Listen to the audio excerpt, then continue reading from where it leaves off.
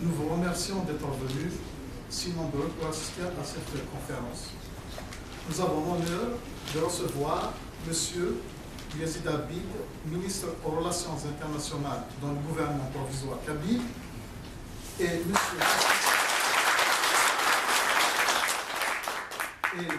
Hassan Ziani, ministre de la langue et de la culture dans le même gouvernement.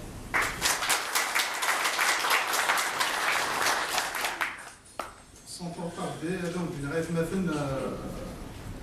سقسيت البورطابل الاول كنسمعهم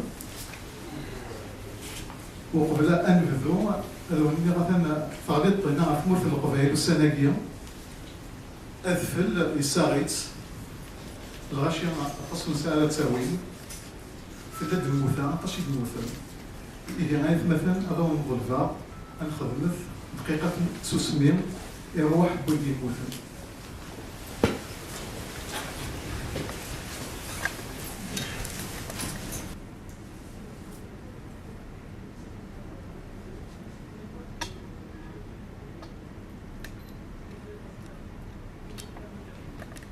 تنرنو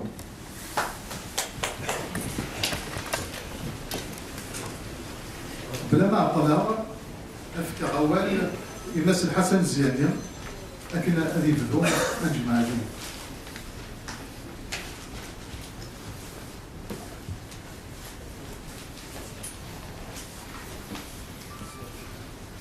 الزلفلاون نسوفي سوان Présenté à moi de présenter Emmanuel Sensa, lui c'est le coordonnateur du MAC Canada. Bon, on va essayer d'être bref pour laisser la parole à tout le monde parce que toute la richesse est dans le débat. En ce qui nous concerne, donc on va être bref, on va parler de l'actualité politique, on va parler de nos activités également. L'actualité est très riche en événements en ce moment, même si ce n'est pas des événements réjouissants. Mais on va quand même en parler. Il y en a au moins un qui était réjouissant à l'actualité, c'est le deuxième congrès du MAC. Le deuxième congrès du MAC a apporté quelque chose de nouveau, qui est le concept de l'autodétermination. On en parlera bien sûr après, parce que sous forme interactive, c'est toujours plus intéressant. Mais juste très rapidement, pour lever les ambiguïtés, la différence entre l'autonomie et l'autodétermination, c'est quoi? C'est que l'autonomie, c'est un concept à géométrie variable, si l'on veut. C'est-à-dire qu'on peut lui donner le contenu que l'on veut. C'est une entente à l'interne, dans notre cas, entre les Kabyles et le gouvernement central. Donc, tout dépend des choses sur lesquelles on s'entendra. Mais l'autodétermination, par contre, c'est un concept qui est bien défini en matière de droit international. Donc il veut dire ce qu'il veut dire, on en parlera par la suite, et c'est donc régi par toutes les intentions des instances internationales, et c'est très important. Pourquoi nous voulons aller là? Je l'avais dit à BRTV dernièrement, je trouve une bonne façon de l'expliquer, c'est que si on ramène ça à des individus, l'autonomie est une entente interne, comme je le disais. Et l'autodétermination, il y a du droit international derrière. Donc si on ramène ça à deux individus, c'est que si on ne trouve pas une entente à l'amiable, je t'emmène en cours. C'est ça que ça veut dire et c'est ça qui va se passer. Donc, arriver à faire intervenir les instances internationales, que ce soit donc considéré.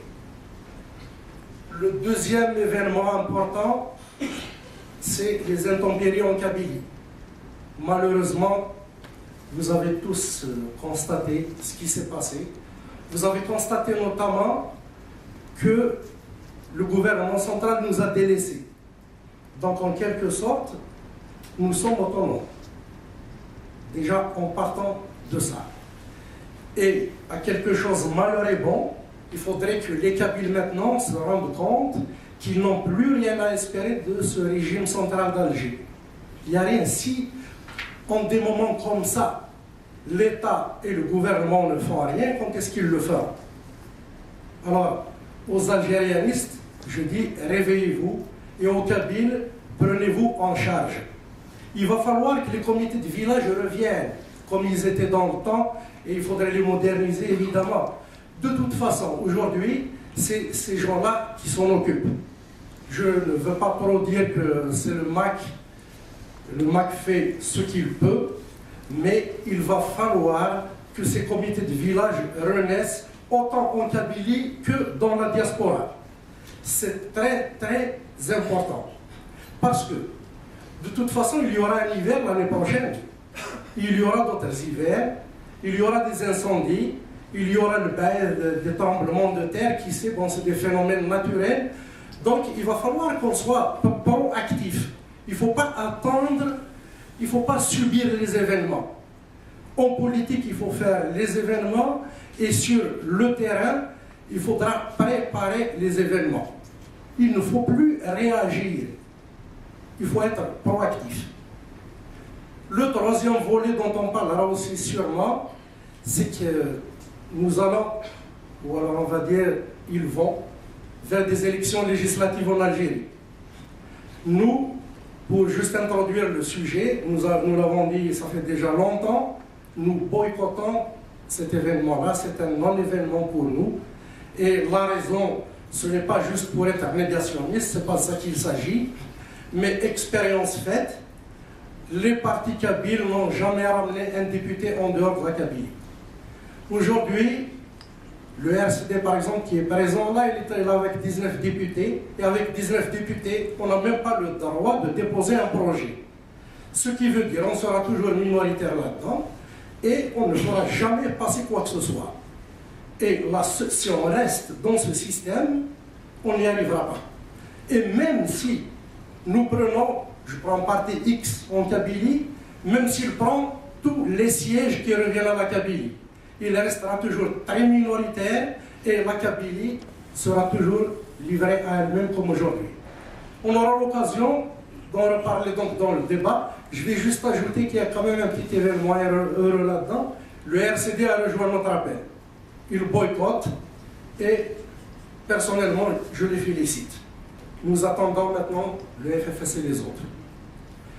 Bien, comme je vous ai promis dès le départ, c'est que je vais être très bref parce que je voudrais laisser beaucoup de place au débat. C'est ça surtout qui est intéressant. Et avant, je vais vous représenter une deuxième fois Yazid Abid, ministre des Relations internationales au sein du GPK. C'est pour la première fois qu'il vient donc au Canada. Vous allez l'accueillir, l'encourager, parce qu'il faut dire qu'il est jeune, il n'est pas vieux comme moi. Là, donc, moi, je vous ai Yazid.